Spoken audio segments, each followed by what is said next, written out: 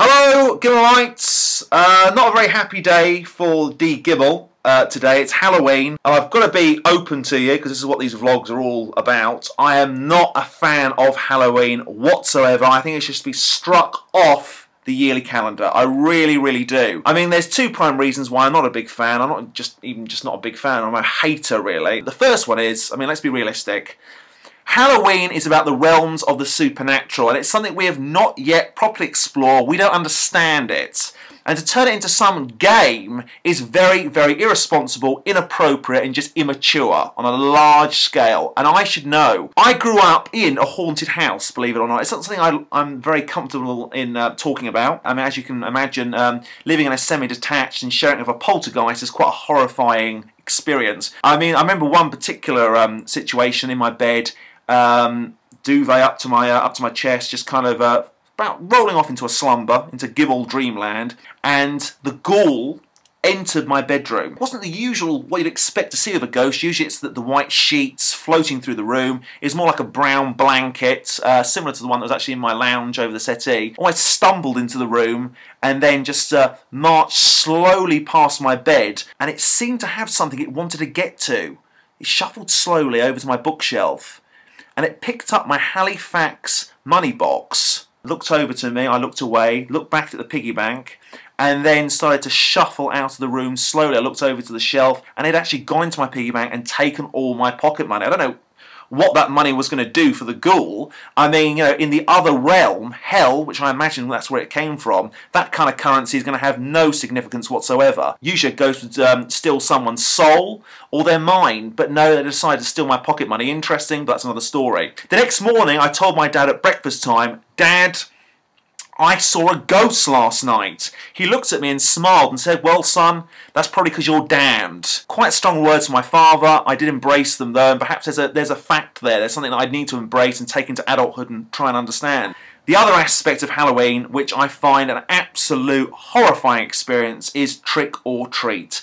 Ultimately, what trick or treat is a passport to criminality. I mean, 2 years ago, I thought, Gimmel, you're being a grouch. You need to get into this whole Halloween celebration. You're not a pagan, but meet the rest of Britain halfway. I thought, right, okay, no, fair enough.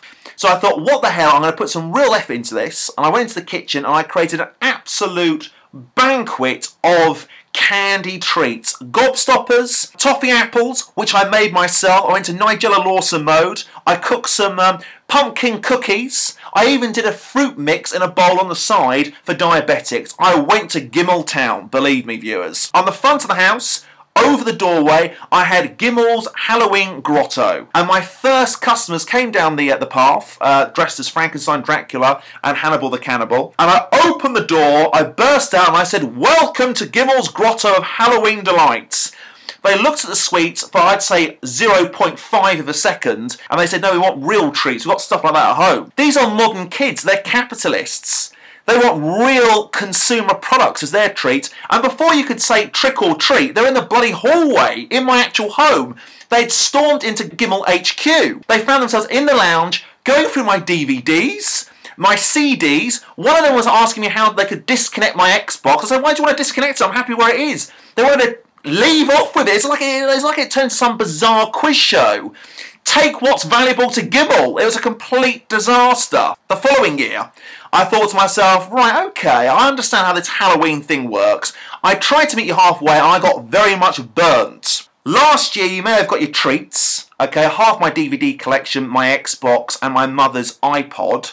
But this year, I'm going to be sharing out the tricks. And I went to the top of the house, and I brought with me a whole pile of water balloons. Once again, they turned up. The same three villains, Frankenstein, Dracula, Hannibal the Cannibal. They pressed my buzzer. I pushed open the windows, and I threw down each of the water balloons, and I got them each on the bonce, on the head. And I thought, there you go, have a taste of that. You know, it's time for a trick from someone who really knows how to play his tricks, monsieur. That was the worst thing I ever did, perhaps, in my entire life. That evening turned into quite a serious siege. Much vandalism done to the actual Gimmel HQ. Graffiti on the side. Gimmel is the Grim Reaper. They smashed into the wing mirrors of my dad's Vauxhall. I had fake calls the entire evening. One of them I answered, and they called themselves Death. And they said I had 17 hours left to live, enjoy it. I was in a hell of a state. My mother said to me, death wouldn't communicate to a human being like that. They also kidnapped my cat. I felt like Mel Gibson at a ransom. I had to go to the bins outside McDonald's and put an envelope containing £25 behind the bin, return to my home. The cat was waiting for me in my driveway. Henry. I was relieved to see him. Every year it's just got worse and worse and worse. And now it's Halloween once again. And I don't mind telling you I'm nervous. And I don't mind actually embracing my Gimmelites and just saying I'm scared right now. I really am quite on edge. I've locked the doors. Henry's upstairs in my bedroom. And I just know they're coming. And I know they're coming for trouble. And I don't want any interaction. I'm not going to come out of the water balloons. And I'm not going to try and give them sweets. For the rest of Britain, Halloween is fun, pumpkins, bobbing for apples. For me, it's siege time. I've got to tell you, as the years have gone on, those Frankensteins, Draculas and Hannibal Cannibals, the costumes have stayed the same, but they've grown. You know, we're looking at kind of people in their late teens now. I'm not dealing with 12-year-olds. I'm kind of dealing with men. This is very straw dogs. The worst thing is it's already started. I mean, I went through the front door this morning to pick up the bottles of milk from the doorstep, and this was waiting for me. R.I.P. Gimmel.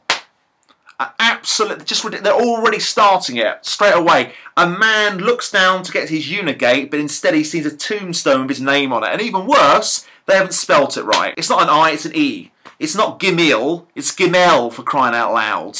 I mean, if you're going to assassinate a man, at least get his surname right. Put some kind of admin, some kind of organisation into the actual execution. Frightening. Inappropriate and frightening. It really is. For some reason, my dad doesn't want to get rid of it, though. He says just leave it where it is. It'll be an interesting souvenir. Who for crying out loud? You've got to look at the positive side. I got myself a gravestone. Who can say that? No, it's not good. There's nothing good about this. There really isn't.